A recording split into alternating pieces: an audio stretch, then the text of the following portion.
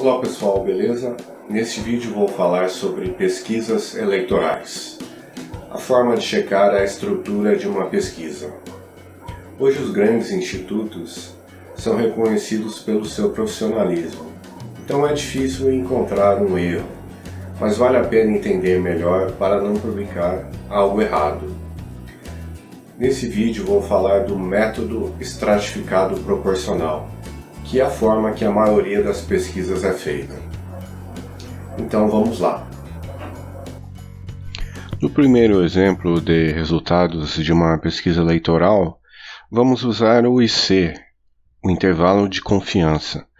É um conceito muito comum em pesquisas feitas em todo o mundo. O IC mais comum em institutos de pesquisas é de 95%.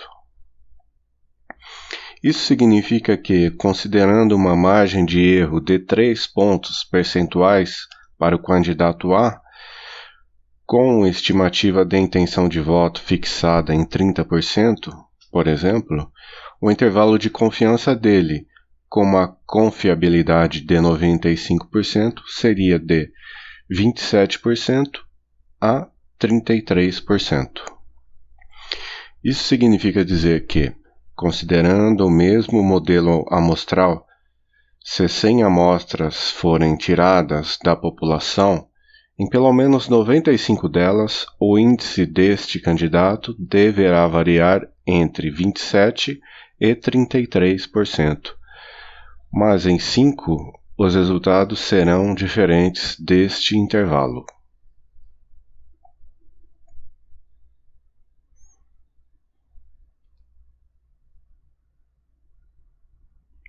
Vamos ver um exemplo. Uma pesquisa para as eleições em uma cidade foi realizada entre 10 e 14 de outubro. O tamanho da amostra foi de 400 pessoas. O EC foi de 95%. Os resultados foram os seguintes. O candidato Zé, 33%. A candidata Maria, 29%, o candidato Onofre, 20% e a candidata Adalgisa, 4%. Qual a margem de erro dessa pesquisa?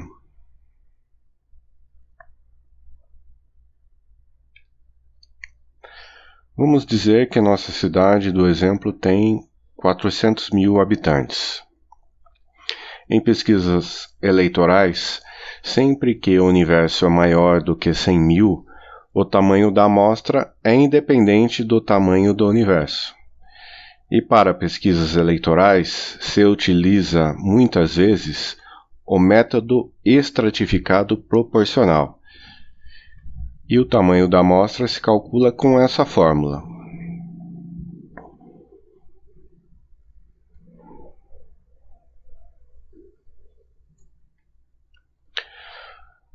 Sendo que A é a amostra, P e Q são conceitos da probabilidade.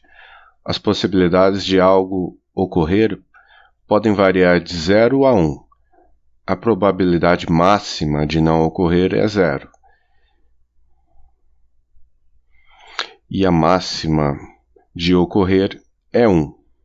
Se algo vai ocorrer com certeza, podemos chamar de P igual a 1. E ao contrário, podemos chamar Q igual a 0 quando há uma certeza que não vai ocorrer. A soma de P mais Q deve sempre ser 1.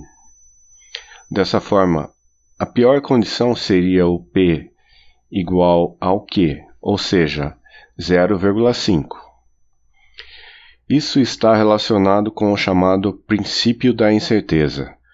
Quando não há estudos anteriores, estes valores são atribuídos a P e a Q, ou seja, o 0,5.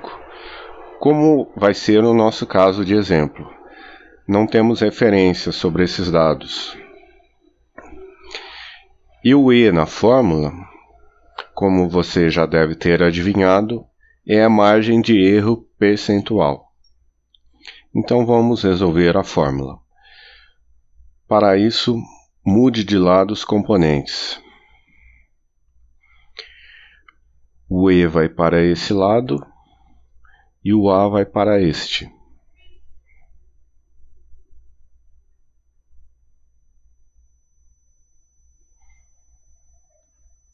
Então a fórmula fica assim. O E quadrado tem que ficar apenas como E. Então ele passa para o outro lado como raiz quadrada.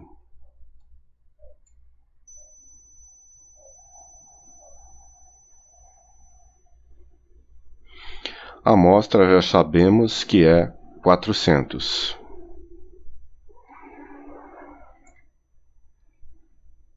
O P e o Q, como eu disse, são 0,5, porque não temos referência desses dados. Ao fazer a conta, o erro puro é de 0,05. E o erro percentual multiplicando por 100 é de 5%. Ou podemos dizer, margem de erro de 5 pontos para mais ou 5 pontos para menos. E essa margem de erro de 5% é aceitável? Não. É uma pesquisa eleitoral e o padrão de qualidade mundial indica que uma margem de erro maior do que 3% não é confiável.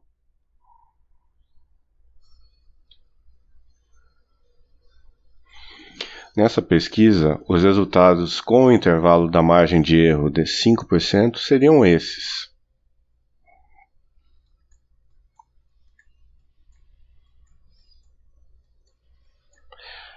Basta somar ou diminuir a margem de erro. Vamos ver outro exemplo. O partido X supera o partido Y na intenção de voto, por apenas um ponto, com 23,7 versus 22,7, em uma cidade com mais de 100 mil habitantes. A ficha técnica da pesquisa informa que a amostra foi de 1.205 pessoas e foi realizada entre 15 e 20 de fevereiro. O índice de confiança foi de 95% e a margem de erro foi de 2,9% para mais ou para menos.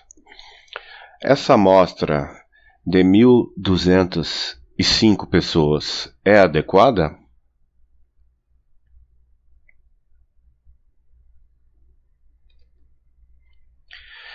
Com a fórmula, é possível calcular a amostra ideal ou mínima, usando esses conceitos.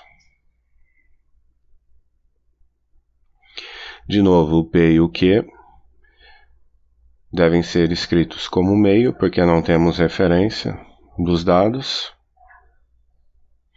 A margem de erro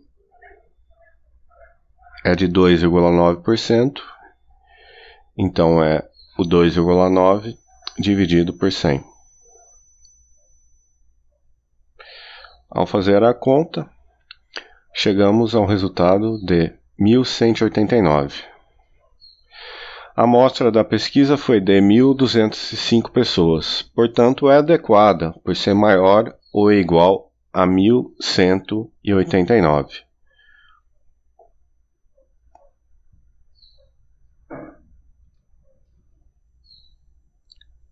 Uma outra pesquisa. Podemos checar os dados. Uma pesquisa eleitoral teve uma amostra de 1.965 pessoas. O IC foi de 95% e o erro admitido foi de 1,44% para mais ou para menos. O universo é maior do que 100 mil pessoas. Essa margem de erro de 1,44% está correta?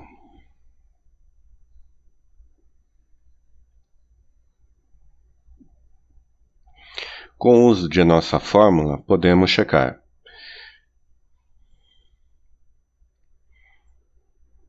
Temos o valor da amostra, o P e o Q é fixo, e a margem de erro é o que queremos alcançar. Então, trocamos o e de lado e o ao quadrado passa como raiz quadrada para o outro lado.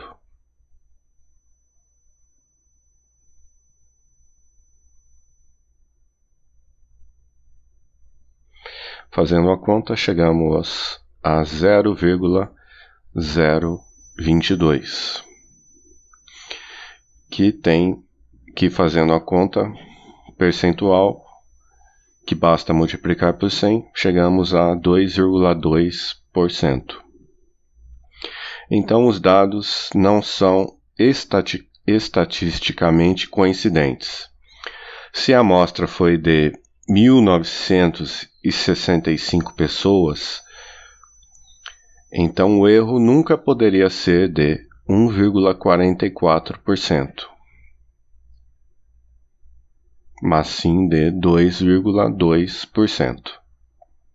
Vamos agora ver essa pesquisa com indecisos. A soma dá 100%. O candidato A teve 25%, o candidato B 17%, o C 15%, o D 13%, o E 10%, o F 5% e o total de indecisos 15%.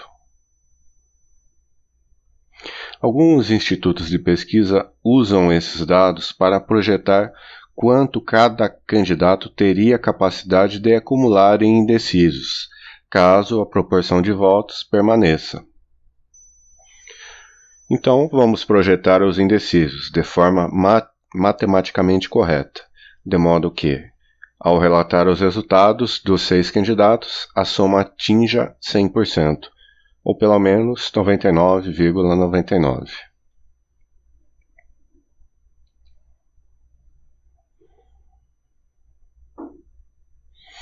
Vamos fazer o cálculo com o uso de uma regra de 3. Para o candidato A, temos então uma projeção possível de 4% de indecisos. Na regra de 3, temos o total de positivos, 85%, que eu alcancei apenas somando o candidato A até o candidato F. E sabemos que o candidato A alcançou 25% desses 85%. Temos a quantidade de indecisos, 15%, e queremos calcular X. A regra de 3, o 15 vezes 25, dividido pelo 85. E o X vai para o outro lado, já que é a variável que queremos descobrir. Fazendo a conta, temos o 4%. Então, o candidato A deveria receber 4%. Isso poderia ser acrescentado ao seu percentual de voto, caso a proporção fosse mantida. O procedimento é matematicamente observável, porque ocorre a soma de duas porcentagens, dois valores do mesmo tipo. Para os demais candidatos, pode-se fazer a mesma regra de 3 para se obter as respectivas projeções. Um outro exemplo para entender pesquisas eleitorais. Em um país, o número total de eleitores é de 3 milhões. Esse planeja fazer uma pesquisa eleitoral com uma amostra de 1.200 pessoas. Calcule a probabilidade P de que um eleitor desse país faça parte dessa amostra. O cálculo de probabilidade é a amostra dividida pelo universo.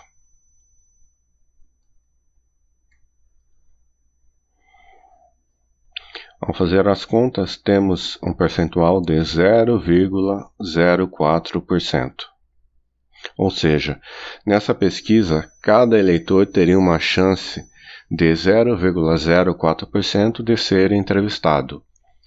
É por isso que quase sempre não conhecemos alguém que tenha sido entrevistado numa pesquisa eleitoral. Ainda sobre o exemplo anterior, é possível saber quanto cada entrevistado representa em eleitores? Com o fator de representação é possível estimar. A conta é o universo dividido pela amostra, ou seja, 3 milhões dividido por 1.200. Nesse caso, o entrevistado representaria 2.500 eleitores. Agora, algumas observações finais, feitas pelo professor José Luiz Dader. Para pesquisas eleitorais nacionais ou em grandes metrópoles, amostras de cerca de 1.200 pessoas são recomendadas, porque o tamanho da amostra é obtida considerando-se que o erro com o qual o pesquisador trabalhou foi de 3 pontos percentuais para mais ou para menos, que é o mínimo aceitável em pesquisas eleitorais de qualidade. E também as pesquisas eleitorais também devem levar em conta a representatividade de vários setores, ou seja, de gênero, idade e classe social. Então, gostaram? Esses conceitos eu aprendi com a jornalista argentina Sandra Crucianelli. Espero que vocês tenham entendido e que esses conceitos possam ajudar vocês. Se você gostou, deixe seu curtir e assine o canal. Nos vemos no próximo vídeo. Um abraço!